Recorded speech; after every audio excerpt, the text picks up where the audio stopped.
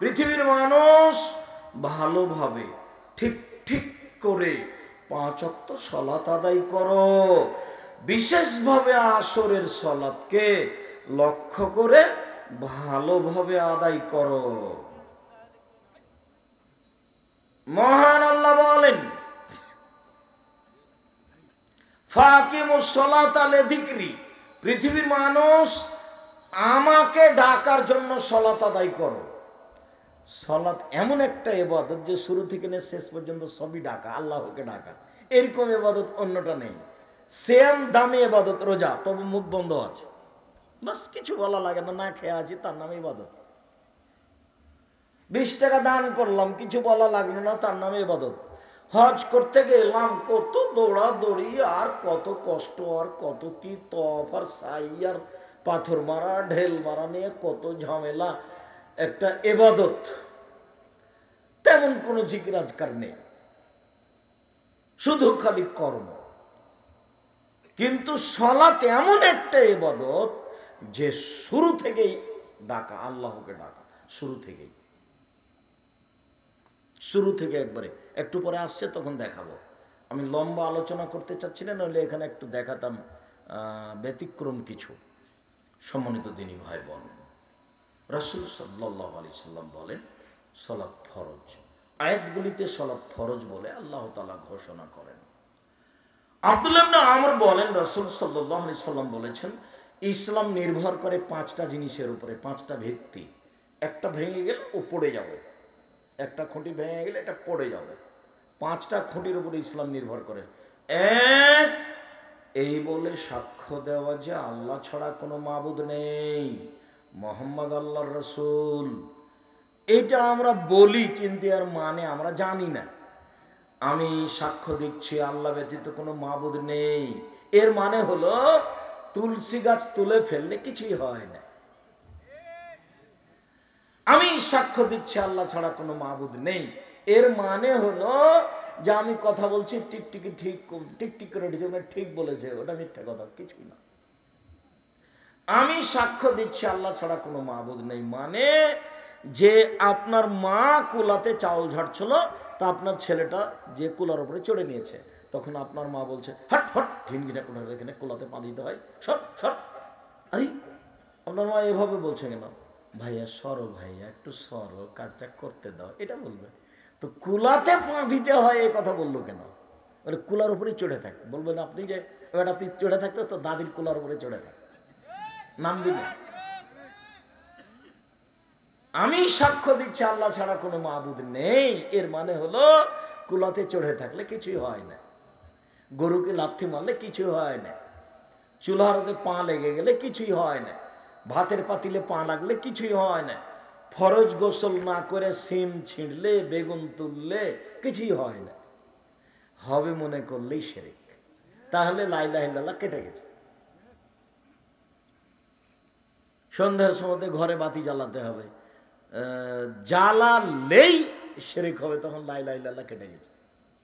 এদেশে একটা বই পাওয়া যায়, কে বড় ক্ষতিগ্রস্ত, আব্দুর রাজ্জাক বিন ইউসুফ। মন খারাপ করে কোনো লাভ নাই। আমি যেটা লিখেছি কলম মুখ মিডিয়া, আমি জাতির সামনে 100 পেশ করার চেষ্টা করেছি। আমি আপনার গ্রামের মানুষ, এ কথাই ঠিক, আমি আপনার জেলার মানুষ, এ কথাই ঠিক। তবে আপনি মনে রাখবেন, আমি আব্দুর রাজ্জাক বিন ইউসুফ জাতিকে দিন ধর্ম প্রচার করতে ঘাটতি করিনি, মুখে কলমে মিডিয়াই। এই যে মুখ, এই যে সামনে মিডিয়া, যে একটু পরে বই পুস্তক আসবে, তার একটা বইয়ের নাম হলো কে বড় ক্ষতিগ্রস্ত। ওতে লম্বা আলোচনা আছে শিরকের, তার মধ্যে জন্ম দিবসও আছে, মৃত্যু দিবসও আছে, তার মধ্যে দিবস আছে, দিবসই শিরক। আমাকে বলছে আব্দুর রাজ্জাক সাহেব, আমি তেমন কিছু করব না, একটু খালি খানা পানি করবো। তা বলছে আপনার ছেলের যেদিন জন্মেছে তার আগের দিন করেন না? তাহলে ভাই মিঠা লাগে না যে, এই জন্যই শিরক। এতে আপনার স্বাদ কেন? কেন এতে স্বাদ? এর নাম শিরক। এদেশের অনেক শিরক। আমি সাক্ষ্য দিচ্ছি আল্লাহ ছাড়া কোনো মাবুদ নাই, 1। 2, একামিস সালাত, সালাত আদায় করতে হবে। 3, এটা যাকাত দিতে হবে। 4, সমে রমজান, রমজান মাসে সিয়াম পালন করতে হবে। 5, হজ করতে হবে। এই 5টা বিধান ফরজ। কোরআন এবং হাদিসে সংক্ষিপ্তভাবে বুঝছিলাম, যে সালাত ফরজ। আল্লাহ তাআলা রাসূল সাল্লাল্লাহু আলাইহি সাল্লাম বলছেন যে সাল্লু খামসাকুম, পৃথিবীর মানুষ 5 ওয়াক্ত সালাত আদায় করো, অসম শাহরাকুম, রমজান মাসে সিয়াম থাকো, ওয়াদু যাকাত আমওয়ালাকুম, তোমাদের টাকার যাকাত দাও, ওয়াতু জামরাকুম, দায়িত্বশীলকে মেনে চলো, তাদখুলুনা জান্নাতা রাব্বিকুম, তাহলে তোমরা তোমাদের প্রতিপালকের জান্নাতে চলে যাওয়া। আদেশ 1 নম্বরে আছে 5 ওয়াক্ত সালাত আদায় করো, এটা ফরজ, সালাত আদায় করতেই হবে। ওযু করে সালাত আদায় করতে হয়, পানি নেই, তায়াম্মুম করে সালাত আদায় করতে হবে, মাটিও নেই, ও পানিও নেই, মাটিও নেই, এমনিতেই সালাত আদায় করতে হবে, ওযু ছাড়াই, তায়াম্মুম ছাড়াই। কেবলার দিকে মুখ করে সালাত আদায় করতে হয়, কেবলা বোঝা যায় না, বিনা কেবলায় সালাত আদায় করতে হবে। বসে দাঁড়িয়ে সালাত আদায় করতে হয়, বসে থাকা যায় না, দাঁড়িয়ে থাকা যায় না, বসে থেকে সালাত আদায় করতে হবে, বসে থাকা যায় না, শুয়ে থেকে সালাত আদায় করতে হবে। পরিষ্কার কাপড় পরে সালাত আদায় করতে হয়, পরিষ্কার কাপড় নেই, যে কাপড়ে পেশাব পায়খানা লেগে আছে ওই কাপড় পরেই সালাত আদায় করতে হবে। পরিষ্কার অপরিষ্কার কোনো কাপড়ই নেই, আপনি উলঙ্গ হয়ে আছেন। যেমন ওই সময়তে বলছিলাম, ইরাকে এইসব মুসলিম দেশে মার্কিন সৈন্য ঢোকে, মুসলিম মহিলাকে উলঙ্গ অবস্থায় তাদের সামনে হাঁটতে চলতে বাধ্য করত। এরকম সময় যদি সলাতের টাইম হয়ে যায়, তাহলে মুসলিম মহিলাকে এই মার্কিন সৈন্যের সামনে উলঙ্গ অবস্থাতেই নামাজ পড়তে হবে, পড়তেই হবে। এমন কোন দুনিয়াতে অবস্থা নেই যখন তাকে সালাত আদায় করতে হবে না, এরকম কোনো অবস্থা পুরুষের জন্য নেই। শত্রু তাড়া দিয়েছে, দৌড়িয়ে চলে যাচ্ছে, এভাবেই সালাত আদায় করবে। গাড়িতে উঠে আছে, শিকল ধরে আছে, ঠেলে ঠেল মানে না, সালাতের টাইম পার হয়ে যাচ্ছে, এভাবেই সালাত আদায় করতে হবে।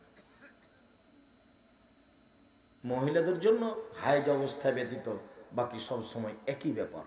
সালাত এমন একটি ইবাদত, ভিন্ন ধরনের ইবাদত, মানুষের অসুখ বিসুখ বুঝে না, সব ইবাদত অসুখ বিসুখ বুঝে। এই যে রোজা, আমি অসুস্থ, আচ্ছা ঠিক আছে এখন তুমি রোজা করিও না, এখন শ্যাম পালন পর করো, যখন ভালো হয়ে যাবে। এই যে হজ, আচ্ছা এবছর যায় না, সামনে বছর যায়, অসুস্থ মানুষ, ভালো হয়ে যাও। সব ইবাদত সমস্যা বুঝে, কিন্তু সালাত কোনো সমস্যা বুঝে না, ব্যতিক্রম ইবাদত। সম্মানিত দিনী ভাই বোন, বলছিলাম সালাত আদায় করতে হবে। এই ছেলে বসো। ওই ছেলেটা এত তাড়াতাড়ি উঠে হাঁটছে কেন? বাদাম কিনতে যাবা তুমি? সাবধান, এটা মাথা থেকে নামিয়ে দেন। আমি আপনার চেয়ে বেশি ক্লান্ত, আমাকে কাজ দেখাবেন না দয়া করে। ভদ্রতা বজায় রেখে চুপচাপ বসে থাকবেন। এখান থেকে বাইরে গিয়ে 1 কাপ চা খেয়ে আসবেন, এ নোংরা নীতি ত্যাগ করেন। আমার জীবনে আমি কোনোদিন চায়ের স্টলেই বসিনি, তা আছি তো বেঁচে। জামিয়া সালাফের ভিতরে যেগুলো চায়ের দোকান আছে, ওখানে সামনে হাঁটার সময় তো বলে, এই খবরদার, চা ভালো করে বানায়, যদি কেউ অভিযোগ দেয় তাহলে তোমাকে কিন্তু আমি বিদায় করে দেবো। তো ওনাও বলে যে বসেন বসেন বসেন, 1 কাপ চা খেয়ে যান। না, ওটা হবে না। আমার জীবনে আমি কোনোদিন চায়ের স্টলে বসিনি। আমার মা বাড়ি থেকে বিদায় করার সময় তো বলতো, প্রাইভেট পড়ায়ও না, দোকানে বসিও না, কারো সাথে বন্ধু তালিক করিও না, মানুষের বাড়িতে দাওয়াত খায়ও না। ছাত্র জীবনে দাওয়াত খেতাম না, এখন তো খাওয়াই লাগে। এখন ওই 3টা বহাল আছে।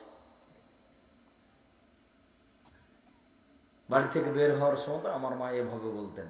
পড়তে পাঠানোর ব্যাপারে আমার মা খুব শক্ত, খুব কঠোর ছিলেন। কোনো কথা মানা হবে না, প্রতিষ্ঠানে যেতে হবে, হলো কথা, যতই সমস্যা হবে। সম্মানিত দিনী ভাই বোন, বলছিলাম সালাত এমন একটা ইবাদত, যে কোনো অবস্থায় আপনাকে আদায় করতে হবে। বুঝলাম সালাত আদায় করতেই হবে। এবার বুঝি সালাত আদায় করে না যারা, তারা কেমন? রাসূল সাল্লাল্লাহু আলাইহি সাল্লাম বলেন, মান তারাকা সালাতা মুতাআম্মিদান ফাকাদ কাফারা। কে যদি ইচ্ছাকৃত সালাত ছেড়ে দেয় তাহলে কাফের হয়ে গেছে। বুরাইদা রাদিয়াল্লাহু তাআলা আনহু বলেন, রাসূল সাল্লাল্লাহু আলাইহি সাল্লাম বলেছেন, বাইনাল আবদি ওয়া বাইনাল কুফরি তারকুস সালাহ, মুসলমান এবং কাফের মধ্যে পার্থক্য হচ্ছে সালাত ছেড়ে দেওয়া। যে সালাত আদায় করে সে মুসলমান, যে সালাত আদায় করে না সে কাফের। আবু হুরায়রা রাদিয়াল্লাহু তাআলা আনহু বলেন, রাসূল সাল্লাল্লাহু আলাইহি সাল্লাম বলেছেন, উমিরতু আন উকাতিলান নাস হাত্তা ইয়াকুলু লা ইলাহা ইল্লাল্লাহ ওয়া ইকুমুস সালাহ। আল্লাহ নবী বলছেন, আমাকে আদেশ করা হয়েছে আমি মানুষকে লা ইলাহা ইল্লাল্লাহ বলতে বলবো আর সালাত আদায় করতে বলবো। প্রয়োজনে পিটিয়ে মারবো, না হয় মরবো, পিটিয়ে সালাত আদায় করাবো ওকে। এ কথা আল্লাহ নবী বলছে, পিটিয়ে। আল্লাহ রাসূল বলছেন, মৌরা আওলাদাকুম বিসসালাত ওয়া হুম আবনাউনা, তোমরা তোমাদের ছেলে মেয়েকে সালাত আদায় করতে বলো যখন ছেলে মেয়ের বয়স 7 বছর। ওয়াজরিবুহুম আলাইহা ওয়া হুম আবনাউনা, পিটিয়ে সালাত আদায় করাও যখন ছেলে মেয়ের বয়স 10 বছর 15 বছর হয়ে গেছে, ছেলে মেয়ে নামাজ পড়ে না, তখনও বাপ বেঁচে আছে, এ কথা মিথ্যে। ওটা বাপ নয়, ওটা হলো সৎ বাপ। ওটা বাপ নয়, হলো চাচা। ওটা বাপ হলে এই কাজ করতো না। এই যে আমি বললাম এটা ওর বাপ নেই, দেখি কোন যুবক কে আছে এমন কোন মুরব্বী আমাকে এর কাছে প্রমাণ করতে পারে আমি তার বাপ। বাপ নেই বলে এই যে আমি তার বাপ, আমি আপনাকে না করে দিলাম। কিসের ভিত্তিতে আপনি হ্যাঁ করবেন দেখি? 10 বছর হলে ছেলেকে পিটিয়ে সালাত আদায় করাতে হবে, তার নাম বাপ। আর তোমাকে তো বলেছি, সেদিন বলেছি তোমার মা নয়, এটা তোমার খালা। তোমার মা যদি হয় এটা তো তোমার বোন, এখানে ক্লাস 10-এ পড়ে, দেখো পাঞ্জার চুল নিয়ে এখানে দাঁড়িয়ে আছে তোমার মায়ের পাশে। আর তোমার মা ছোট ব্লাউজ পরে আছে, পেট দেখা যায়, পিঠ দেখা যায়, এগুলো সব ফ্রি। মোহর দেয় তোমার বাপ আর জাতি, এগুলো ভোগ করবে, এটা কথা হলো? তোমার মার স্বভাব কেন এমন? আল্লাহ রাসূল বলছেন, মারা তো আওরা, মহিলা হচ্ছে গোটাটাই ঢেকে রাখ, গোটা পুরো অঙ্গটাই ঢেকে রাখতে হবে, তার নাম মহিলা। রাসূল সাল্লাল্লাহু আলাইহি সাল্লাম বলছেন, শোনো, লা তুবাসসিরুল মারাতাল মারাতা, একজন মহিলা আর একজন মহিলার গায়ে হাত লাগাতে পারে না। কেন? যদি লাগাই তাহলে তার শরীরটা নরম না শক্ত বুঝবে। ফাতানা থালে যাও জেহা কেন ইয়ানজুরু ইলাইহা, তখন নরম হলে তার স্বামীকে বলবে খালেদার শরীরটা এত নরম, তখন ওর স্বামী অন্তরের চোখে তাকে দেখবে। একটা মহিলাকে অন্তরের চোখে দেখা হারাম। সেখানে তোমার মার পেট দেখা যায়, পিঠ দেখা যায়, ছোট ব্লাউজ পরে সারাদিন বাড়িতে কাজ করে, গোটাই গ্রাম নাকি চাচা আর ভাই, তাই পর্দা করা লাগে না। এ ওর বাড়িতে যায়, এ ওর বাড়িতে আসে। আমি আমার চাচারাকে দেখেছি আমাদের বাড়িতে বলতো সালাম নাই, বলতো আব্দুর রাজ্জাক আছো গো, এ বলে ঢুকে যাচ্ছে। এটা হারাম নীতি। কি বলে ঢুকতে হবে? আসসালামু আলাইকুম।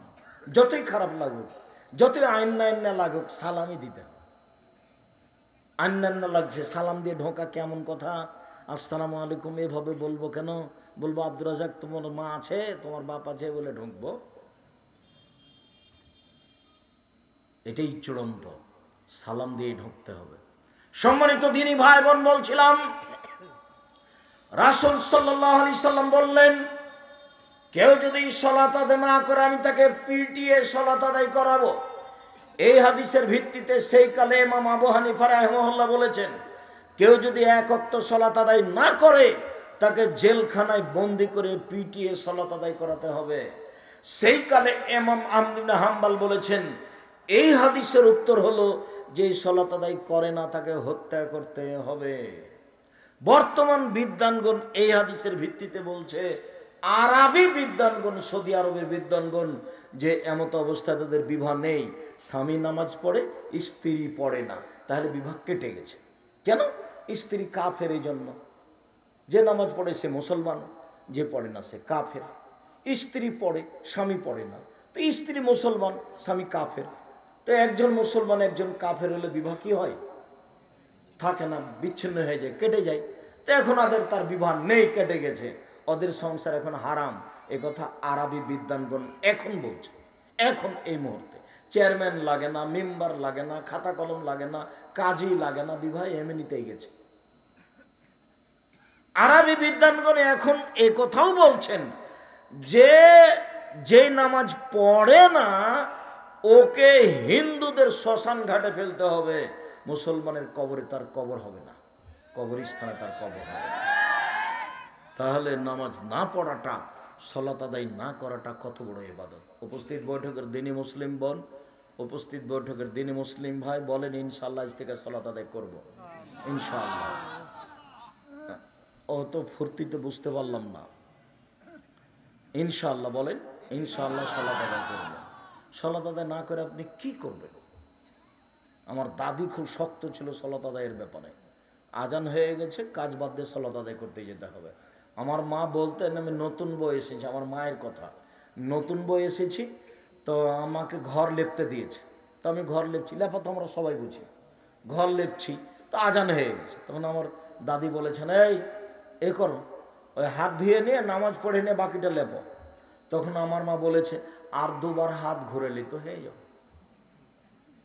শেষ করে নিয়ে হাত ধুই যেমন এই কথা বলা। আমার দাদি দড়িয়ে এসে একবারে পিঠের উপরে কয়েক কিল। হ্যাঁ, আমি বলছি নামাজ পড়তে আর তুই বলছিস দুবার হাত ঘুরিয়ে নি, তোর তো সাহসে অবাক হয়ে গেল। ধান ভিজা যাচ্ছে গলিতে, বৃষ্টি হচ্ছে, তো এখন আজান হয়ে গেছে, আমার দাদি ধান উঠাতে দেবে না, ওই যে ধান ভেসে চলে যায়, যে ভিজেছে সেই শুকাবে, আগে সালাত নামাজ তারপরে ধান উঠাতে হবে। খুব শক্ত কঠোর মহিলা ছিল সালাতের উপরে। তো তুমি পড়ো না কেন? তোমার মা খারাপ এই জন্য। তুমি পড়ো না কেন? তোমার বাপ খারাপ এই জন্য। তোমার মা তোমার বাপের সংসারে এসেছে, ছেলে মেয়ে হয়ে গেছে, ও নিজেই বুঝতে পারেনি মা কাকে বলে। তোমার মাও যেমন তোমার বাপও তেমন। এটা জীবন হলো কুকুর শ্রীগালের মতো, গরু ছাগল খায় হাগে দিন কাটায়, কুকুর শ্রীগালও তাই। এমনি দিন আসছে যাচ্ছে, ওই যে বর্ডার 0 পয়েন্টে যাচ্ছে, এই করছে, ঘুরে চলে আসছে, হাঁকছে, খাচ্ছে, চলে আসছে। এটা জীবন কুকুর শ্রীগালের মতো। বুঝেও বুঝে না ওরা, অন্তর আছে বুঝে না, দেখেও দেখে না ওরা, চক্ষু আছে দেখে না, শুনেও শুনে না ওরা, কান আছে শুনে না। উলায়েকা কালানাম, তারা পশু প্রাণীর মতো, তারা গরু ছাগলের মতো, তারা কুকুর শ্রেণীর মতো, বালু মাজার বরং তার চেয়ে খারাপ। আল্লাহ বলছেন এই কথা, যেগুলো জীবন হলো গরু ছাগলের মতো, কুকুর শ্রেণীর মতো, যার বিবেচনা নেই, যারা হালাল হারাম নেই, যার ইবাদত নেই, যার সলাত নেই, যার আল্লাহ বলা নেই, যার কোরআন তেলাওয়াত নেই, কিছুই নেই, এমনি দিন কাটে। সম্মানিত দিনী ভাই বোন, সালাত আদায় না করলেও কাফের হয়ে যায়, এই কথা বলা হলো হাদিসে। তাতে বিদ্বানগণ ইমাম আবু হানিফা বলেছেন সালাত আদায় না করলে তাকে জেলখানায় বন্দি করে পিটিয়ে সালাত আদায় করাতে হবে। তাতে ইমাম আহমদ ইবনে হাম্বল বলেছেন ওকে জবে করতে হবে। তাতে আরবি বিদ্বানগণ বলছেন সালাত আদায় না করলেও মুসলমান থাকে না। যদি স্বামী স্ত্রী হয় তাহলে বিবাহ বিচ্ছিন্ন হয়ে গেছে। ও যদি মারা যায় তাহলে হিন্দুদের শ্মশান ঘাটে ফেলতে হবে, ওকে মুসলমানের কবরস্থানে দেওয়া যাবে না। আপাতত এইভাবে বুঝলাম। আব্দুর রাজ্জাক সাহেব আপনি কি বলেন? আমরা আদিতে সম্পত্তিকায় লিখছি সালাত আদায় করে না, যে সে অস্বীকার করে না, শয়তানি করে পড়ে না, শয়তানি করে পড়ে না, বলছে পড়বো, একদিন যায় 7 দিন যায় না, এ হলো মহাপাপী, এ হলো মহাপাপী।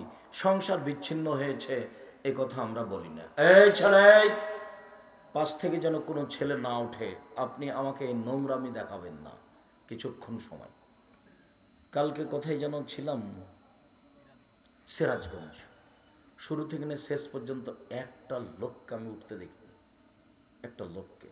ওরা তাফসির মাহফিল করে না, ওরা বাদাম খায় না বক্তব্য চলাকালীন। আর আমাদের স্বভাব খারাপ, আমরা বক্তব্য চলে, তাফসির ইসুফ জুলেখার মিথ্যা কাহিনী চলে, বাদাম খাই, গল্প করি, তার নাম বক্তব্য। তারপর 2-3 ঘন্টা পরে হুজুর বলে যে তাফসির করলাম আজকে তো শেষ তো হলো না, আরো 2 ঘন্টা লাগবে, এভাবে বলে না।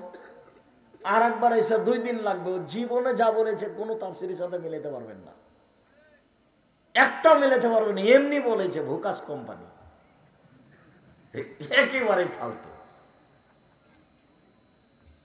আমি আপনার গ্রামের মানুষ, আমি গ্রামের মানুষ হিসেবে বউকে খুব সাহস নিয়ে কথা বলছি, কথার 19-20 হবে না। আমি আব্দুর রাজ্জাক বিন ইউসুফ, 32 বছর থেকে মাঠে আছি, তবে আমি মানুষ। সম্মানিত দিনী ভাই বোন, আমরা এবার সংক্ষিপ্ত বুঝি, যারা সালাত আদায় করে কিন্তু রাসূলের পদ্ধতিতে করে না তারা কেমন? যারা রাসূলের পদ্ধতিতে করে না তারা জাহান্নামে যাবে। আল্লাহ তাআলা বলেন, ফাওয়াইলুল লিল মুসাল্লিন আল্লাযীনা হুম সালাতিহিম সাহুন। যারা ঠিক ঠিক সালাত আদায় করে না, যারা নিয়ম মতো সালাত আদায় করে না, তারা ওয়াইল নামক জাহান্নামে যাবে সুনিশ্চিত। রাসূল সাল্লাল্লাহু আলাইহি সাল্লাম বলেন, মান লাম ইহাফাজ আলাইহা লাম তাকুন লাহু নূরান ওয়া বুরহানুন আজাতা লিয়াউমিল কিয়ামা। যে ঠিক মতো সালাত আদায় করে না, রুকু সিজদা ভালো করে করে না, সালাত তার জন্য দলিল হবে না, সালাত তার জন্য প্রমাণ হবে না, সালাত তার জন্য আলো হবে না, বরং বিচার মাঠেও থাকবে ফেরাউনের সাথে, হামানের সাথে। দুঃখিত, পৃথিবীতে সবচেয়ে বদ মানুষ ফেরাউন। ফেরাউনই বলেছে, মালিম তুলাকুম মিনাইন গায়রি, মূসা আমি ব্যতীত আর কোন তোমাদের মাবুদ আছে কথা আমি জানি না। মূসা লাইনিত্তাখাযতা ইলাহান গায়রি লাজালান্নাকা মিনাল মাসজুনিন, আমাকে বাদ দিয়ে যদি তুমি কাউকে আল্লাহ বলো তাহলে আমি তোমাকে জেলখানায় বন্দি করে দিব। ফেরাউনই বলেছিল, আনা রব্বুকুমুল আলা, শোনো মূসা আমি হচ্ছি তোমাদের সবচেয়ে বড় আল্লাহ। ফেরাউনের বক্তব্য। অনেকে আল্লাহ বলে দাবি করেছে, Charles Darwin, Hume, Hegel, Lenin, Karl Marx, Engels, আব্রাহা, আবুল আহাব, আবু জাহাল, দাকিয়ানুস, ডিকিটিস, সক্রেটিস, নমরুদ, ফেরাউন, সাদ্দাত, কারণ অনেকে আল্লাহ বলে দাবি করেছে, তবে ফেরাউনের মতো নোংরা দেবী কেউ করেনি। আল্লাহর নবী বলছেন যে সালাত আদায় করলো, ভালো করে রুকু সিজদা করলো না, ও ফেরাউনের সাথে থাকবে। এর চেয়ে দুঃখজনক কিছু হতে পারে? একটু গরম পানি দাও তো গ্লাস। সম্মানিত দিনী ভাই বোন, রাসূল সাল্লাল্লাহু আলাইহি সাল্লাম মসজিদে বসেছিলেন। একটা লোক মসজিদে ঢোকে আল্লাহ রাসূলকে সালাম দিল, 2 রাকাত সালাত আদায় করে। আল্লাহ রাসূল বলেন, সাল্লি ফাইনাকা লাম তুসাল্লি, সালাত আদায় করো, তুমি সালাত আদায় করনি। লোকটি আবার 2 রাকাত সালাত আদায় করে আল্লাহ রাসূলকে সালাম দিল। আল্লাহ রাসূল বললেন, সাল্লি ফাইনাকা লাম তুসাল্লি, তুমি সালাত আদায় করো, তুমি সালাত আদায় করনি। লোকটি আবার 2 রাকাত সালাত আদায় করে আল্লাহ রাসূলকে সালাম দিল। আল্লাহ রাসূল বললেন, সাল্লি ফাইনাকা লাম তুসাল্লি, তুমি সালাত আদায় করো, তুমি সালাত আদায় করনি। তখন লোকটি বলছে, আল্লিমনি কাইফা উসাল্লি, কিভাবে সালাত আদায় করতে হবে আমাকে বলে দেন, আমি তো এর চেয়ে ভালো করে সালাত আদায় করতে পারবো না। যাক, আল্লাহ রাসূল যদি তাকে বলতেন যে তুমি সালাত আদায় করেছো তো খুব একটা ভালো হয়নি, এভাবে বললেন না, বললেন যে তুমি সালাত আদায় করো, তুমি করনি, একবারে সম্পূর্ণ নাকচ করে দিলেন। অথচ লোকটা তিনবার সালাত আদায় করেছে। তার মানে আপনাকে আমি কি বুঝাতে চাইলাম? আমি বুঝাতে চাইলাম যে আপনার যদি রুকু সিজদা ঠিক না হয় তাহলে আপনার সালাত হয়নি। রুকু সিজদা যদি ঠিক না হয় তাহলে আপনার সালাত হয়নি, এটাই বুঝাতে চাইলাম।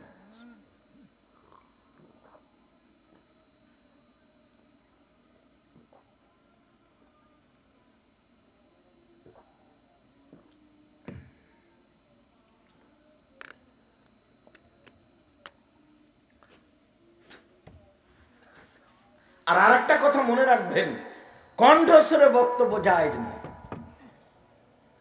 এটা নতুন কথা নয়। যা খাতাবা, যখন আল্লাহ রাসূল বক্তব্য দিতেন, ওহামারা তাই না হোক, 2 চোখ লাল হয়ে যেত, ওয়াস্তাদা গাজাহু, রাগ বেশি হয়ে যেত, ওয়ালা সাউতুহু, কণ্ঠ উঁচু হয়ে যেত, কান্না মঞ্জুর যায়, যেন তিনি সৈন্য দলকে ধমক দেখাচ্ছেন, এই করতে হবে, সে করতে হবে। এটা ছিল বক্তব্যের গতি। আর সুর করলে অনেক অপ্রয়োজনীয় কথা মিলাতে হবে, নাহলে সুর টিকবে না। আবার যখন সুর হবে তখন আপনি কথা ধরে রাখতে পারবেন না, তখন মিঠা লাগবে, কোনটা যে ঠিক কোনটা যাবে ঠিক বুঝতে পারবেন না। বক্তব্য এমন হতে হবে যেখান দিয়ে যাবে কেটে ছিলে ছেঁচে চলে যাবে, 20 বছর পরে যেন মনে থাকে। বক্তব্য শোনার পরে দুভাগ হয়ে যাবে, ও বলবে মানতে হবে, ও মানতে হবে না, তার নাম বক্তব্য। এইরকম বক্তব্য হলে মানুষ ঠিকই কোরআন হাদিস মানার একটা সুযোগ পেত। সম্মানিত দিনী ভাই বোন, বলছিলাম যারা সালাত আদায় করে রাসূলের পদ্ধতিতে করে না তারা কেমন। এবার একটু দেখাই কিভাবে সালাত আদায় করতে হবে। আমার দিকে দেখেন, কিভাবে সালাত আদায় করতে হবে। সাল্লু কামা রাআইতুমুনি উসাল্লি, পৃথিবীর মানুষ আমি যেভাবে সালাত আদায় করছি সেভাবে সালাত আদায় করো। এ কথা কে বলছেন? মুহাম্মদ সাল্লাল্লাহু আলাইহি সাল্লাম। তো এখন কি আল্লাহর নবী আছেন যে দেখবেন? তাহলে কি করতে হবে? হাদিস দেখতে হবে। তো হাদিসে যে ভুল ত্রুটি আছে, বুখারী দেখেন, বুখারী সালাতের জায়গা, মুসলিম দেখেন, রিয়াজুস সালেহিন দেখেন। আর যদি বই দেখতে চান যে কিছু বইয়ে পড়ব, তাহলে আমরা যেগুলো লিখছি, যেমন আমি একটা সালাতের বই লিখেছি, সালাতুর রাসূল, প্রচলিত সালাত বনাম রাসূল সাল্লাল্লাহু আলাইহি সাল্লামের সালাত, রাসূল সাল্লাল্লাহু আলাইহি সাল্লামের সালাত বনাম প্রচলিত সালাত, এবং আইনে রাসূল সাল্লাল্লাহু আলাইহি সাল্লাম দোয়া অধ্যায়, কত জায়গাতে দোয়া আছে, কত জায়গাতে হাত তুলে আছে, আর কতটা হাত তুলে দোয়া আছে বিস্তারিত দিয়েছি। এই বইগুলো আপনি পড়তে পারেন। তবে এমনি বই পড়লে বিপাকে পড়ে যাবেন। বইয়ে যে মিথ্যা কথা আছে তার প্রমাণ আপনাকে যে কোরআন মাজিদের গায়ে মিথ্যা কথা লেখা আছে। এবার আল্লাহু আকবার বলার পূর্বে কয়েকটি জরুরি কথা। আল্লাহু আকবার বলার পূর্বে সুন্দর করে পেশাব পায়খানা করে আসেন। পেশাব পায়খানার সময়, বসার সময় বলবেন বিসমিল্লাহ আল্লাহুম্মা ইন্নী আউযু বিকা মিনাল খুবুসি ওয়াল খাবাইস। বিসমিল্লাহ বলেন, তাহলে শয়তান দেখতেই পাবে না। আর যদি বিসমিল্লাহ না বলেন, তাহলে শয়তান লজ্জাস্থান দেখতে পাবে, ক্ষতি করতে পারবে না। বলেন বিসমিল্লাহ আল্লাহুম্মা ইন্নী আউযু বিকা মিনাল খুবুসি ওয়াল খাবাইস। অন্ধ হয়ে গেছে শয়তান, দেখতে পাবে না। উঠেন, গোফরানাকা, বাস, আর কিছু না। এরপরে বিসমিল্লাহ বলে ওযু করেন, সুন্দর করে ওযু করবেন। ওযু শেষ হয়ে গেলে বলবেন আশহাদু আল্লা ইলাহা ইল্লাল্লাহু ওয়াহদাহু লা শারীকা লাহু ওয়া আশহাদু আন্না মুহাম্মাদান আবদুহু ওয়া রাসূলুহু। জান্নাতের সব দরজা খুলে দেওয়া হয়েছে। আর যদি বলেন আল্লাহুম্মা জাল্লি মিনাত তাওয়াবিন ওয়া জাল্লি মিনাল মুতাতাহহিরিন, তাহলে নেকি হবে, দরজা খোলা হবে না। কি নেকি হবে তা আল্লাহ রাসূল উল্লেখ করেননি। কথা বোঝা গেল না মনে হয়? আল্লাহুম্মা জাল্লি মিনাত তাওয়াবিন ওয়া জাল্লি মিনাল মুতাতাহহিরিন, এটা দোয়া পড়তে পারেন, নেকি হবে। কি নেকি হবে তা আল্লাহ রাসূল বলেননি। আর যদি বলেন আশহাদু আল্লা ইলাহা ইল্লাল্লাহু ওয়াহদাহু লা শারীকা লাহু ওয়া আশহাদু আন্না মুহাম্মাদান আবদুহু ওয়া রাসূলুহু, এবার কি হয়েছে? জান্নাতের সব দরজা খুলে দেওয়া হয়েছে। সহজ পদ্ধতি জান্নাতের। সম্মানিত দিনী ভাই বোন, পেশাব পায়খানার শেষে পানি খরচ করে পবিত্রতা অর্জন করবেন। পানি যদি না থাকে তাহলে ঢেল টিস্যু পেপার, আগে ঢেল টিস্যু পেপার পরে পানি, এটা মিথ্যা, এটা করা হবে না। পানি না থাকলে ঢেল টিস্যু পেপার। আবার ঢেল টিস্যু পেপার নিয়ে 40 কদম হাঁটা হারাম। খক খক করে কাশা, নোংরামি। পায়ের উপরে পা উঠিয়ে পবিত্রতা অর্জন করাও হারাম। আচ্ছা, ও যে 40 কদম হাঁটছে, নইলে পবিত্র হবে না, তো তার স্ত্রীকে 40 কদম হাঁটতে হবে না? তো তার স্ত্রী হাঁটে এক একদিন, আর ওর স্ত্রী যদি ঢেল নিয়ে হাঁটে তাহলে মানুষে কি বলবে? আচ্ছা, কোন পুরুষ যদি ঢেল নিয়ে হাঁটে তাহলে মহিলা দেখলে মহিলাকে ওইরকমই লাগবে।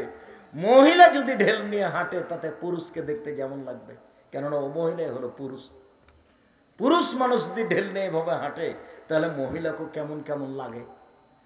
ঠিক মহিলাও যদি ঢেল নিয়ে এভাবে হাঁটে তাহলে পুরুষ মানুষকেও কেমন কেমন লাগবে। এই জন্য এই কাজই হারাম। বাস ঢেল টিস্যু পেপার নিয়ে ওখানে বসে থাকবে, বাস একটা পর্যায়ে ছেড়ে দিয়ে চলে আসবে। সুন্দর করে উজু করে নিয়েছে। দুই পায়ের মাঝে ফাঁকা রাখবে কতটুকু? শরীরের ভারসাম্য বজায় রাখতে যতটুকু লাগে। বুঝা গেল না? শরীরের একটা ভারসাম্য আছে না, এইটা ধরে রাখতে যতটুকু ফাঁকা লাগবে, মানে বেহিসাব ফাঁকা নয়, একবারই বন্ধ না, শরীরের গত অনুযায়ী। আল্লাহু আকবার, এদিকে দেখেন, আল্লাহু আকবার। আল্লাহু আকবার বলার পূর্বে বিসমিল্লাহ চলবে না। বিসমিল্লাহ অত পাওয়ার রাখে না, আল্লাহু আকবার যত পাওয়ার রাখে। এই কাঁধ সামনাসামনি, এদিকে দেখেন, কাঁধ সামনাসামনি, আঙ্গুল জমা জমা আকাশমুখী, নইলে কানের লতি হলে এইটা, কানের লতি এইটা। আল্লাহু আকবার। ডান হাতের কবজি বাম হাতের কবজির উপরে রাখবেন। এটা রাখা যায়, তবে এটাই বেশি সহি। এটাও বুখারী মুসলিমের হাদিস, এটা সব হাদিস। বুকের উপরে রাখবেন, 5টি হাদিস সহিহ হাদিস। নাভির নিচে রাখবেন 3টে জয়ীফ, আল জয়ীফ হাদিস 3টে বুকের উপরে রাখবেন। রেখে বলবেন আল্লাহুম্মা বাঈদ বাইনি ওয়া বাইন, এই দেখেন এ শুরু হয়ে গেছে, জিকির শুরু হয়ে গেছে, না আল্লাহকে ডাকা। এই দেখেন আল্লাহুম্মা বাঈদ বাইনি ওয়া বাইনা খাতায়ায়া কামা বা'আদতা বাইনাল মাশরিক ওয়াল মাগরিব। আল্লাহ তুমি আমাকে আর আমার পাপকে অত দূরত্বে রাখো, পূর্ব পশ্চিমকে যত দূরত্বে রেখেছো, পূর্ব থেকে পশ্চিম আছে লক্ষ কোটি কিলোমিটার দূরে, তুমি আমার থেকে আমার পাপকে ওই রকম দূরে রাখো। আল্লাহ মানাক্কিরি মিনাল খাতায়া কামা ইয়ানাক্কা সাবুল আবিজু মিনাদ দানাস। আল্লাহ তুমি আমার পাপকে ধুয়ে পরিষ্কার করে দাও, যেমন ভাবে সাদা কাপড়কে ময়লা থেকে ধুয়ে পরিষ্কার করা হয়। আল্লাহ মাগসিল বিল মাই ওয়াস সালজাল বারাদ, আল্লাহ মাগসিল খাতায়ায়া বিল মাই ওয়াস সালজাল বারাদ। আল্লাহ তুমি আমার পাপকে ঠান্ডা পানি দিয়ে, স্বচ্ছ পানি দিয়ে, বরফ দিয়ে ধুয়ে পরিষ্কার করে দাও। এ দেখেন ডাকা শুরু হয়ে গেছে আল্লাহকে। আউযু বিল্লাহি মিনাশ শাইতানির রাজিম, মারদুদ বিতড়িত শয়তান থেকে বাঁচতে চাচ্ছি। বিসমিল্লাহির রহমানির রহিম, পরম দাতা তোয়ালে নামে আরম্ভ করছি। আলহামদুলিল্লাহি রাব্বিল আলামিন, বিশ্বজগতের প্রতিপালকের প্রশংসা। আর রহমানির রহিম, তিনি হচ্ছেন পরম দাতা দয়ালু। মালিক ইয়াউমিদ্দিন, তিনি হচ্ছেন বিচার দিনের মালিক। ইয়াকা না'বুদু, একমাত্র তোমার ইবাদত করি। ওয়া ইয়াকা নাস্তাইন, একমাত্র তোমার নিকটে সাহায্য চাই। ইহদিনাস সিরাতাল মুস্তাকিম, তুমি আমার একটা কথা শোনো, তুমি আমাকে সোজা পথ দেখাও। তুমি আমার একটা কথা শোনো, তুমি আমাকে সোজা পথ দেখাও। সিরাতাল লাযিনা আনআমতা আলাইহিম, ওদের পথ দেখাবে যাদের ভালোবেসেছো, ওদের পথ দেখাও যাদের ভালোবেসেছো। গায়রিল মাগযুবি আলাইহিম ওয়ালাদ যালিন, ওদের পথ দেখায় না যাদের খারাপ বেসেছো। ওদের পথ দেখায় না যারা অভিশপ্ত, ওদের পথ দেখায় না যারা পথ ভুলে গেছে। খারাপদের পথ দেখায় না। আমিন। দীর্ঘ সময় ধরে যে কথাটা বললাম, এটা তুমি কবুল করো। আমার একটা কথা শোনো, তুমি আমাকে সোজা পথ দেখাও। ওরা বলছে এই দল করো, ওরা বলছে এই দল করো, ওরা বলছে ধর্মীয় দল করো। আবুল আল্লাহ মাউদুদি রাহিমাহুল্লাহ বলেন, আমাকে রাজপথ দেখাও, আমি কোন পথে যাই। তুমি আমাকে সোজা পথ দেখাও। ওদের পথ দেখাও যাদের ভালোবেসেছো, ওদের পথ দেখাও না যাদের খারাপ বেসেছো। অনেকক্ষণ ধরে যে দোয়া করলাম, এটা কবুল করো। বিসমিল্লাহির রহমানির রহিম, পরম দাতা দয়ালুর নামে আরম্ভ করছি। কুল হুয়াল্লাহু আহাদ, হে নবী আপনি বলুন আল্লাহুস সামাদ, আল্লাহ একক, নিরপেক্ষ, মুখাপেক্ষীহীন। লাম ইয়ালিদ, তিনি কাউকে জন্ম দেননি। ওয়ালাম ইউলাদ, তিনি কারো থেকে জন্ম নেননি। ওয়ালাম ইয়াকুল লাহু কুফুয়ান আহাদ, তার সমকক্ষ কেউ নেই। আল্লাহু আকবার, আল্লাহ সবচেয়ে বড়। হাতটা খুলে দেন, এই পর্যন্ত উঠান, প্রথমে যে পর্যন্ত উঠিয়েছিলেন। এবার রুকুতে যাব। রুকুতে যাওয়ার পূর্বে জরুরি কয়েকটি কথা। তার 1 নম্বর কথা, হাত দুটি রডের মতো সোজা হয়ে থাকবে। পিঠের লম্বা হাতটা একবার রডের মতো সোজা হয়ে থাকবে। মাথা উঁচুও হবে না, মাথা নিচুও হবে না। কোমর থেকে সামনের ওজন হাতের উপরে থাকবে। কোমর থেকে সামনের ওজন হাতের উপরে থাকবে। আঙ্গুলগুলি খোলা খোলা থাকবে, হাঁটু চেপে ধরে থাকতে হবে। আবার বলি, হাত দুটি রডের মতো সোজা হয়ে থাকবে। পিঠটা একবার লম্বা হয়ে থাকবে, পিঠটা যেন এরকম বাঁকা হয়ে না থাকে। আর রুকুতে এভাবে থাকবেন না যে গোটা শরীরটা পায়ের ওপরে আছে, হাত দুটো এমনি দিয়ে আছে। এমনিতে বোঝা যায় না কথা, মনে হয় এমনিতে হাতের উপরে রেখে দিয়েছেন, এরকম নয়। একবারে পুরো ওজনটা কোমর থেকে হাতের উপরে থাকবে। আর লম্বা হাড় সোজা হয়ে থাকবে, মাথা উঁচুও হবে না, নিচেও হবে না। পিঠের উপরে গ্লাস রাখলে যেন গ্লাসটা থেকে যায়। এভাবে বলুন সুবহান রাব্বিয়াল আযীম। উঁচু আল্লাহর পবিত্রতা বর্ণনা করছি যতবার ইচ্ছে, 3 বার 5 বার 10 বার, একটা হাদিসও ঠিক নয়, যে যা পারে 2 বার 50 বার বলুন সুবহান কুদ্দুসুন রব্বুল মালাইকাতুর রূহ। তুমি পাক, তুমি পবিত্র, তুমি ফেরেশতার প্রতিপালক, তুমি জিবরাইলের প্রতিপালক। নলে বলুন সুবহানাকা আল্লাহুম্মা রাব্বানা ওয়া বিহামদিকা আল্লাহুম্মা ইগফিরলি। তোমার পবিত্রতা বর্ণনা করছি, তোমার প্রশংসা সহকারে ক্ষমা চাচ্ছি, আমাকে ক্ষমা করে দাও যতবার ইচ্ছে। নলে বলুন সুবহানাল জাবরুত ওয়াল মালাকুতি ওয়াল কিবরিয়া ওয়াল আজমাত। যতবার পারেন বলতে থাকেন। এবার চলেন সামি আল্লাহু লিমান হামিদা, রব্বানা লাকাল হামদ হামদান কাসীরান তাইয়িবান মুবারাকান ফি মিলা সামাওয়াতি মিলাল আরজ মিলা মা বাইনাহুম ইলা মা শাইতা মিন শাইইন বাদু। উঠে দাঁড়িয়ে যান, হাত ছেড়ে দেবেন, হাত আর বাঁধবেন না বুকে, হাত ছেড়ে দিয়ে বলবেন আল্লাহ ওই লোকের প্রশংসা শুনলো, যে তার প্রশংসা করলো, খুব তার প্রশংসা, মঙ্গলময় তার প্রশংসা, আকাশ জমিন পরিমাণ প্রশংসা, আকাশ জমিনের মধ্যে যে ফাঁকা রয়েছে সেই পরিমাণ প্রশংসা। তুমি যে কত প্রশংসা চাও তা তো জানি না, যত চাও তত। এভাবে বলেন আর দাঁড়িয়ে থাকেন। এবার যখন শেষ হয়ে যাবে চলেন যাই সিজদায়।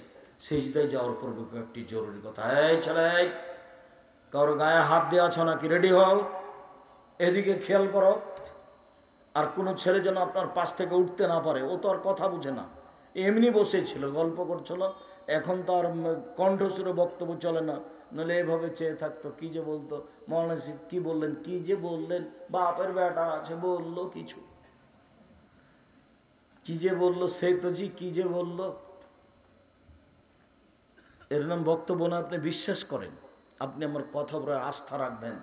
আমি আপনার ঘরের মানুষ, বারবার বলতে চাচ্ছি, কথা আস্থা রাখার জন্য, কথায় আস্থা রাখার জন্য বারবার এই কথা আপনাকে বলছি। আপনি নিজের ঘরের মানুষের উপরে আস্থা রাখবেন না, রাখবেন কার উপরে? কি বলতে চান আপনি?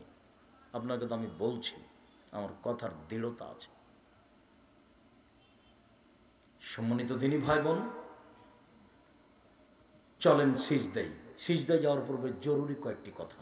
আল্লাহ রাসূল বলছেন, ওমেরতা নাসদালা সাবাতে আজম, আমাকে 7 হাড়ের উপরে সিজদা করতে বলা হয়েছে। 7 হাড়, নাক কপাল 1, 2 হাত 3, 2 হাঁটু 5, 2 পায়ের বৃদ্ধাঙ্গুল 7।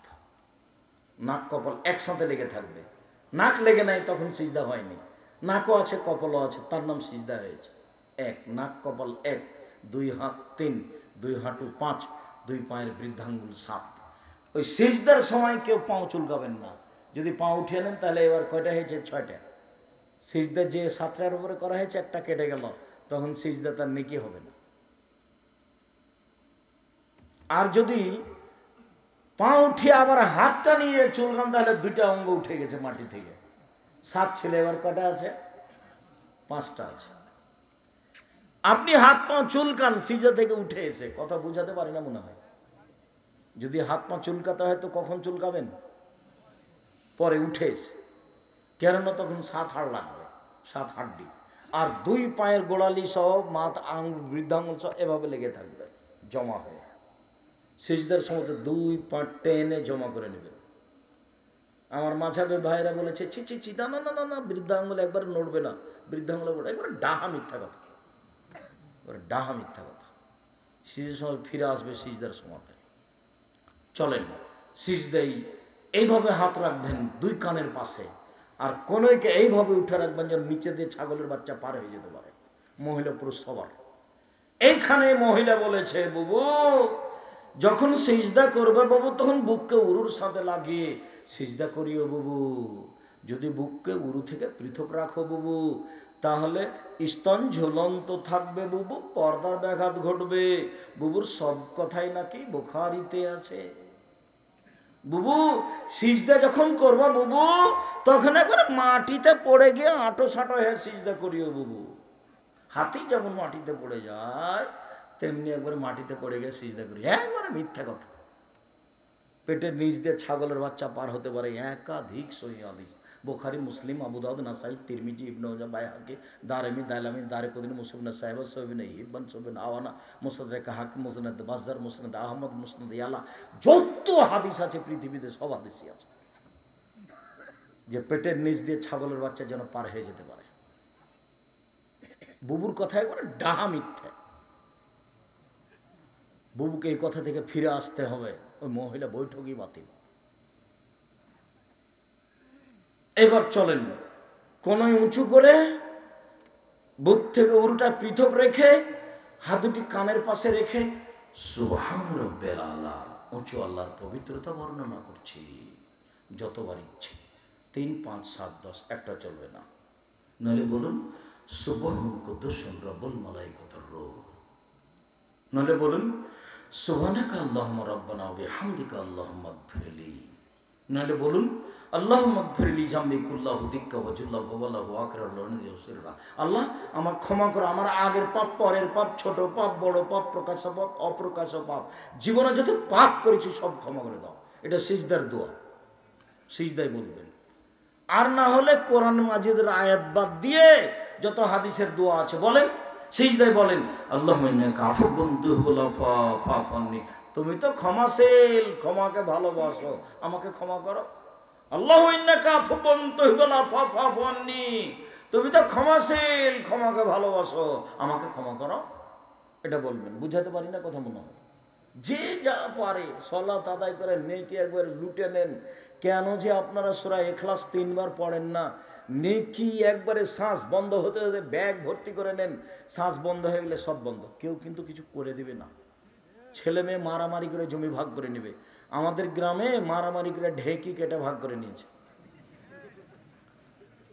বাপ মরে গেছে, তার না কেটে ভাগ করে নিলে কি হবে? খড়ি ছাড়া কিছু হবে। ভাই ভাই ঠাই ঠাই, ভাই মানে ভিন্ন। এটা হলো সবচেয়ে নিকট আত্মীয়। পৃথিবীতে এর চেয়ে নিকট আত্মীয় নেই। এটা টিকবে না, কেটে যাবে একটু পরে, খুব কঠিন টিকা। বউ রাতে বলবে তোমার মা তো তোমার বড় ভাইয়ের ছেলেকে ভালোবাসে, ঢং করে খালি সারাদিন কাজ করো, তুমি ছেলে মেয়েকে দেখো না। তাই নাকি? সকালে দেখছে যে ওই বাড়িতে আর তার মার চেয়ে খারাপ কেউ নেই। ওই বাড়িতে সবচেয়ে খারাপ মানুষ কেটা? ওর মা। ওটাই ও দেখছে। আর ওর মা ওর বড় ভাইয়ের ছেলেকে খেতে দেয় বেশি, এটাও ঠিক। বড় ভাইয়েরকে দেয় না, বোনের ছেলেকে দেয়, বোনের। আরে টাকা দিয়ে এসছি 2000 আমার মার হাতে, পরের সঙ্গে আর মা বড় বোনের ছেলেকে দিয়ে দিয়েছে। এটাই সারা জীবন এইভাবেই চলছে। এইভাবে মাকে মেনে নিতে হবে, এটাই ঠিক। এইভাবে বাপকে মেনে নিতে হবে, এটাই ঠিক। মাটির উপরে সবচেয়ে খারাপ মানুষ বাপ, এটা মনে হবে। যা বলে উল্টা বলে, যা বলে একেবারে উল্টা বলছে। মাটির উপরে সবচেয়ে খারাপ মানুষ মা, এই কথাই ঠিক। যা বলছে সবচেয়ে উল্টা বলছে, একটাও ঠিক না, এই কথাই ঠিক। মাটির উপরে সবচেয়ে দামি মানুষ মা, মাটির উপরে সবচেয়ে দামি মানুষ বাপ। অতএব সব কিছু পানিতে ফেলে দিয়ে, রাগ মাটিতে মিটিয়ে দিয়ে, বউয়ের সাথে কথা না বলে এড়িয়ে চলে বাপ মাকে জীবন বাজি রেখে ভালোবাসতে হবে, এ কথাই ঠিক। মায়ের পায়ের নিচে জান্নাত, এ কথাই ঠিক। মায়ের পায়ের নিচে জান্নাত, এ কথাই ঠিক। আমি যখন বিদেশে যাই তখন বক্তব্য এক পর্যায়ে বলি, ভুলেও যেন বইয়ের নামে অ্যাকাউন্ট খোলো না। বোকা মানুষ, মায়ের সাথে গন্ডগোল, সেই জন্য বাপের নামে অ্যাকাউন্ট খুলেনি, বইয়ের নামে অ্যাকাউন্ট খুলেছে। 3 বছর যা টাকা পয়সা দিয়েছিল সবই নিয়েছে, লুটে সব শালিরের ছেলে করে খেয়েছে। আসার সময় যখন হয়ে তখন টাকা পয়সা নিয়ে বাড়িতে পালিয়ে গেছে আর একজনের সাথে। তখন এর মাও কাঁদে, এর বাপও কাঁদে, এও কাঁদে। এটা আমার চোখের সামনের ঘটনা, হাজারো ঘটনা, রাত দিনের ঘটনা। জীবনে ভুলেও কোনোদিন একটা কাজ করবেন না, স্ত্রীর নামে অ্যাকাউন্ট খুলবেন না। আমার মা বলতেন, নারী 3 জানের বড়ি, স্ত্রী 3 জানের বড়ি। মানে স্ত্রী ভালো বটে, স্ত্রী বিপদও বটে। খুব সাবধান। আমার মা ওই যখন বলতেন যে কারোর সাথে দোস্তালি করিও না, তখন ওই দোস্তালির সাথে একটা কাহিনী শোনাতেন। সেটা বইয়ের কারণে লোকটা ফেঁসে গেল, এই কথাটা শোনাতেন আমার মা। সম্মানিত দিনী ভাই বোন, বলছিলাম এবার সিজদে থেকে উঠে আসেন, বলেন আল্লাহুম্মা গফিরলি ওয়ারহামনি ওয়াহদিনি ওয়াআফিনি ওয়ারযুকনি। আল্লাহ তুমি আমাকে রুজি দাও, খেতে দাও, আমাকে ক্ষমা করো। এরপর আবার সিজদা করেন, এ হলো 1 রেকাত। আবার পড়েন, এ হলো 2 রেকাত। এবার আপনি আত্তাহিয়াতের বৈঠকে বসলে বাম পায়ের পাতার উপরে বসবেন, ডান পা খাড়া করে রাখবেন কেবলামুখী করে। যদি সালামের বৈঠক হয় তাহলে বাম পা ডান দিকে বের করে দিবেন, পিছন নিতম্ব মাটির উপরে রাখবেন, বাম হাত হাঁটুর উপর রাখবেন, ডান হাতের এই কোনোই কুড়ে আঙ্গুল এবং তার পরেরটা আগে চাপ দিবেন। চাপ দেন তো দেখি। তৃতীয় আঙ্গুলের নখটার উপরে বৃদ্ধ আঙ্গুলের পেটটা রাখেন তো। উপস্থিত বৈঠকের মুসলিম বোন, এই খালেদা, খালেদা তুমি দাও, রাখো, এভাবে দেখো। 2টা আঙ্গুল চাপ দেন তো, কুড়ে আঙ্গুল এবং তার পরেরটা। তারপর তৃতীয় আঙ্গুলের নাখের উপরে পেটটা দেন তো, বৃদ্ধ আঙ্গুলের, বুড়া আঙ্গুলের পেটটা দেন, এভাবে রাখেন। এবার হাঁটুর উপরে রাখেন। এটা অবিরাম নড়বে, একবার নয়। একবার নড়ানোর পৃথিবীতে কোনো হাদিস নাই। অবিরাম নড়বে, যতবার নড়বে ততবার শয়তানকে আঘাত করা হবে।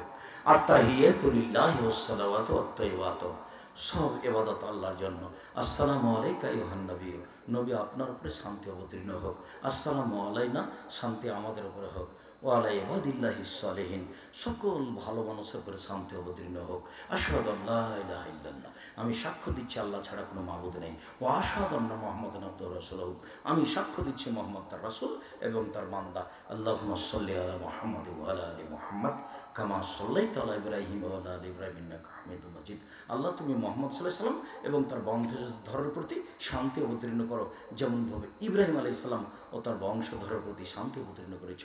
তুমি প্রশংসনীয়, তুমি জ্ঞানী। আল্লাহুম্মা বারিক আলা মুহাম্মাদ ওয়া আলা আলি মুহাম্মাদ কামা বারাকতা আলা ইব্রাহিম ওয়া আলা আলি ইব্রাহিম ইন্নাকা হামিদুম মাজিদ। আল্লাহ তুমি মুহাম্মদ সাল্লাল্লাহু আলাইহি সাল্লাম ও তার বংশধরের প্রতি বরকত নাজিল করো, যেমনভাবে ইব্রাহিম আলাইহিস সালাম ও তার বংশধরের প্রতি বরকত নাজিল করেছ। তুমি প্রশংসনীয়, তুমি জ্ঞানী। আল্লাহুম্মা ইন্নী যালামতু নাফসি যুলমান কাসীরা, আল্লাহ জীবনে খুব পাপ করেছি, নিজের প্রতি জুলুম করেছি। ফাগফিরলি মাগফিরাতাম মিন ইনদিকা ওয়া রাহমাতান ইন্নাকা আনতাল গাফুর রাহিম, তুমি আমাকে ক্ষমা করো, ক্ষমা একমাত্র তোমার পক্ষ থেকে হয়ে থাকে। তুমি ক্ষমাশীল, তুমি দয়াশীল, তুমি ক্ষমা করো, তুমি দয়া করো। আল্লাহুম্মা ইন্নী আউযু বিকা মিন আযাবি জাহান্নাম, আল্লাহ তোমার কাছে জাহান্নামের শাস্তির দিকে বাঁচতে চাচ্ছি। ওয়া আউযু বিকা মিন আযাবিল কবর, তোমার কাছে কবরের শাস্তির দিকে বাঁচতে চাচ্ছি। ওয়া আউযু বিকা মিন ফিতনাতিল মাসীহিদ দাজ্জাল, তোমার কাছে বাঁচতে চাই দাজ্জালের ফিতনা হতে। ওয়া আউযু বিকা মিন ফিতনাতিল মাহইয়া ওয়াল মামাত, তোমার কাছে বাঁচতে চাই ইহকালের ফিতনা, তোমার কাছে বাঁচতে চাই পরকালের ফিতনা হতে। আল্লাহুম্মা ইন্নী আউযু বিকা মিনাল মা'সাম ওয়াল মাগরাম, আমি তোমার কাছে বাঁচতে চাচ্ছি বড় পাপ হতে, তোমার কাছে বাঁচতে চাচ্ছি ঋণ কর্জ হতে। বলেন তো এরপরে কি বলতে হবে? রব্বির হামহুমা কামা রাব্বায়ানি সাগীরা, অন্তত 3 বার। এর সাথে আরেকটা লাগিয়ে দিলাম আজকে, রব্বানা আতিনা ফিদ দুনিয়া হাসানাতাও ওয়া ফিল আখিরাতি হাসানাতাও ওয়া কিনা আযাবান নার। আসসালামু আলাইকুম ওয়া রাহমাতুল্লাহ, আসসালামু আলাইকুম ওয়া রাহমাতুল্লাহ। এ দেখেন আল্লাহকে ডাকা, এখন যা হবে তা জিকির। আল্লাহু আকবার, আস্তাগফিরুল্লাহ, আস্তাগফিরুল্লাহ, আস্তাগফিরুল্লাহ। আল্লাহুম্মা আনতাস সালামু ওয়া মিনকাস সালাম তাবারাকতা ইয়া যাল জালালি ওয়াল ইকরাম। আরও জিকির, বিশেষভাবে আয়াতুল কুরসি। কেউ যদি ফরজ সালাতের পরে পড়ে তাহলে জান্নাতে চলেই গেছে, ঢোকেনি কেন? মরেনি এই জন্য। সুবহানাল্লাহ, আলহামদুলিল্লাহ, আল্লাহু আকবার। 33, 33, 34 এভাবে তাসবিহ পাঠ করেন। সমন্বিত দিনী ভাই বোন, আমি আলোচনার শেষে এসে আবারও বলছি, আমি চাঁপাইনবাবগঞ্জের মানুষকে নিজের চাঁপাইনবাবগঞ্জের হওয়াই অন্তর থেকে অনেক ভালোবাসি। মর্মে আমি চাই যে আমার সাথে আপনাদের একটা সম্পর্ক থাক, আমি কোরআন হাদিসের ব্যাপারে আপনাকে সঠিক পরামর্শ দিতে পারবো ইনশাআল্লাহ। বিশেষভাবে আমি আমার দিনী বোনদেরকে বলতে চাই, আপনারা আমাদের সাথে যোগাযোগ রেখে দিন প্রচারের চেষ্টা করেন, আপনারা ভালো পথ পাবেন ইনশাআল্লাহ। শেষে এসে বলছি যে আমি মুখে কলমে মিডিয়ায় কোনো দিন ফাঁকি দিইনি। মর্মে আজকে কলমগুলি আপনাকে সংগ্রহ করার জন্য অনুরোধ জানাচ্ছি। আপনাদের খুব কাছের ছেলে আব্দুল্লাহ, খুব ভালোবাসেন। এই যে সেদিন একটা ডিভিডি হয়ে গেল, কয়েকজনের সাথে আহলে হাদিসের পক্ষ থেকে, জাতির আহলে হাদিসের পক্ষ থেকে কথা বলছিল, তার গুরুত্বপূর্ণ বই মিন্নাতুল বারি, সবাই নিয়ে যাবেন মিন্নাতুল বারি। আমি খাক স্যার, আমার বইটা যদি তাফসির থাকে সেটা নেবেন, নইলে উপদেশ বইয়ে সব আলোচনা আছে। বিশেষভাবে মাসিকাল ইতেসাম পত্রিকা, যেটা জামিয়া সালাফের মুখপাত্র পত্রিকা, 50টা প্রশ্নের উত্তর আছে। কে বড় লাভবান, কে বড় ক্ষতিগ্রস্ত, আদর্শ নারী, আদর্শ পরিবার, বক্তা শ্রোতার পরিচয়, তাফসির কি মিথ্যা হতে পারে, এবং মিন্নাতুল বারি আব্দুল্লাহ লিখা বইগুলি সংগ্রহ করার জন্য অনুরোধ জানিয়ে আমি প্রশ্নের উত্তরে চলে গেলাম। কেউ খালি যাবেন না, অনেক দূর থেকে বইগুলি নিয়ে আসা হয়েছে, আবার চলে যাবে। অতএব টাকা বড় কথা নয়, কারো কাছে টাকা না থাকলে 30 টাকা কারো কাছে নিয়ে একটা পত্রিকা নিয়ে যাবেন, মাসিকাল ইতেসাম পত্রিকা। কিছুই না পারলে একটা পত্রিকা হাতে নিয়ে যাবেন, না পারার কি আছে, সবাই নিয়ে যাবেন। আমি আপনাদের কয়েকটা প্রশ্নের উত্তর দিই। এক গ্লাস পানি রেডি করো তো।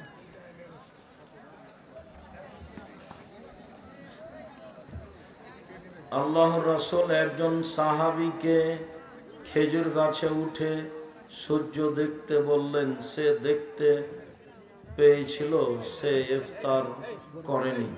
না না, তুমি ভুল বুঝেছো।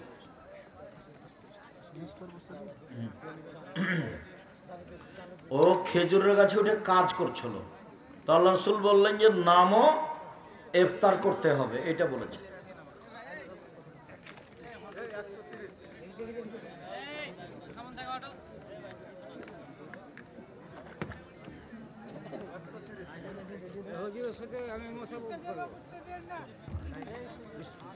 আপনারা কেউ স্টেজে আসেন, সামনে আসেন আর আমার হাতের ডান দিক থেকে সবাই বইগুলি নিয়ে যাবেন, কেউ খালি যাবেন না। টাকা না থাকলে কারো কাছ থেকে 30 টাকা নিয়ে একটা পত্রিকা হাতে করে যাবেন। আমি তো সব জায়গায় বক্তব্য দিতে যেতে পারি না, দেখেন এখানে বক্তব্য, আশেপাশে কত বক্তব্য। এখন এরকম পর্যায়ে আমি যেতে পারলাম না, কিন্তু ওই পত্রিকা যাবে, বই যাবে। ও কি করবে? পুড়িয়ে দিবে না ছিঁড়ে দিবে, আবার নিয়ে যে দিবেন। আসসালামু আলাইকুম প্রিয় শায়েখ, আমার জানার বিষয়, আমার বয়স 20 বছর, এরও বেশি। আমি আগে ভালোভাবে সালাত এবং সিয়াম পালন করিনি, এখন করো, আল্লাহ মাফ করে দিবে আগের গুলো ইনশাআল্লাহ। জেনে অথবা না জেনে শিরক পাপ হলে করণীয় কি? এখন তওবা করো, ক্ষমা হয়ে যাবে। মৃত ব্যক্তির উদ্দেশ্যে ইফতারির ব্যবস্থা করা বিদআত, হারাম। চাকরির বাদ হয়ে যাওয়ার ভয়ে যে সকল ইমামগণ বিদআত করে তাদের রুজি হারাম। রুজি অন্য জায়গাতে করতে হবে, এখানে নেই। ধরুন আমার বিয়ের মোহর হচ্ছে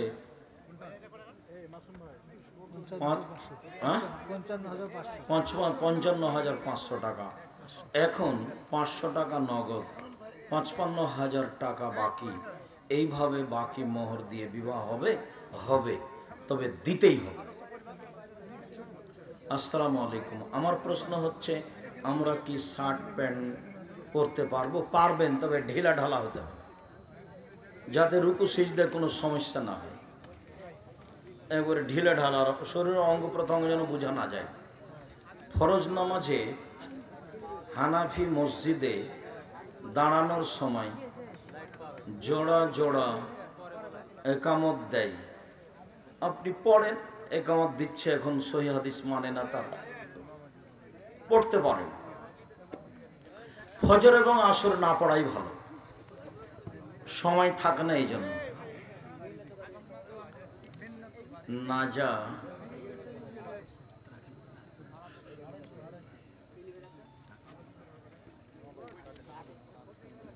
সাম্প্রতিক সময়ে ঢাকা শহরে এক ছেলে সমকামিতার বৈধতা চেয়ে আন্দোলন করেছে। সমকামিতা জেনার চেয়ে অনেক খারাপ। জেনাতে 100 লাঠি, হত্যা করা। আর সমকামিতা মানে ওকে নিচের মাটি উপরে করে দেওয়া আর উপরের মাটি নিচে করে দেওয়া, ওটা অনেক খারাপ। ওকে সমলে হত্যা করতে বলা হয়েছে। আসসালামু আলাইকুম ওস্তাজি, আমরা মিডিয়ায় কাজ করি। গতকাল রাতে সিরাজগঞ্জ থেকে আপনার প্রোগ্রাম করে ফেরার পথে কঠিন সড়ক দুর্ঘটনায় মুখে পড়েছিলাম। আল্লাহর রহমতে কোনো ক্ষতি হয়নি। আপনার কাছে দোয়া চাই, আল্লাহ তোমাদের হেফাজত করো। তোমরা অবশ্য দিন প্রচারে অনেক বড় মাধ্যম, তবে মানুষের অপ্রয়োজনীয় কথা যেখানে সেখানে প্রচার করো না। বিশেষ করে আমার কথা মিডিয়ায় দেওয়ার সময় খুব সাবধানে দিও, কেননা আমার বিরোধিতা করাই অনেক মানুষের প্রয়োজন। তোমার কথাকে উল্টাভাবে কেটেছে জাতির সামনে পেশ করছে। ইদানিং যে পরিমাণে হজের খরচ বৃদ্ধি পেয়েছে, এটা কি কিয়ামতের লক্ষণ হতে পারে? জনৈক ব্যক্তি বলেছেন আহলে হাদিসের 2.5 কোটি মানুষ নাকি আওয়ামী লীগ। না, কথা ঠিক নয়। যে আব্দুল্লাহ বলেছে, তো ডিবেটে শোনোনি তোমরা? আব্দুল্লাহ বললো না? তোমাদের তো অংশগ্রহণ করা উচিত।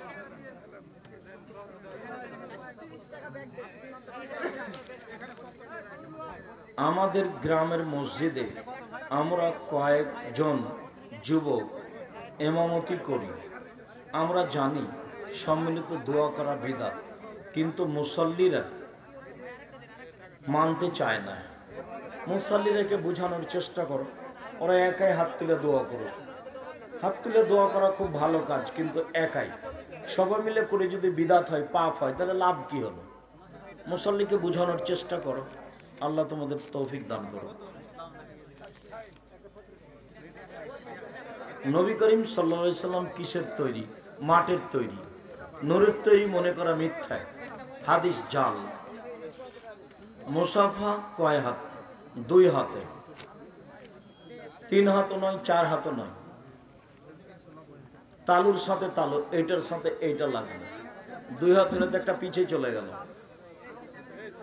তারাবির নামাজ কত রাকাত? 8 রাকাত। 20 রাকাতের হাদিস ঠিক নয়। মাঝহাব মানা যাবে কি না? মাঝহাব মানা যাবে না যাবে কথাটা পরে। ইমাম আবু হানিফা রাহিমাহুল্লাহকে যদি আল্লাহ বিচারের মাঠে বলেন যে তুমি কি মানুষকে বলেছিলে যে আমাকে মেনে চলো, তো ইমাম আবু হানিফা রাহিমাহুল্লাহ যদি বলে না না না আমি কাউকে বলিনি, তাহলে আপনার কি হবে? আপনি যে একটা লোককে মানবো বলছেন, তো ওনাকে যদি আল্লাহ জিজ্ঞাসা করেন আপনি কি জনগণকে বলেছিলেন, তাহলে কি হবে? সূরা ফাতিহা সহি শুদ্ধভাবে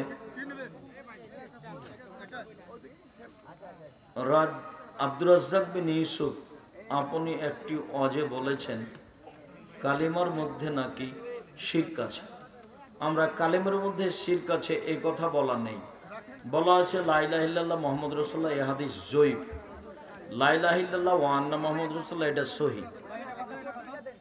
আপনি বলেছেন কাবা হিন্দুদের টাকায় তৈরি। তুমি ভুল বুঝেছো। কতবার বললাম সেটা তুমি দেখো না?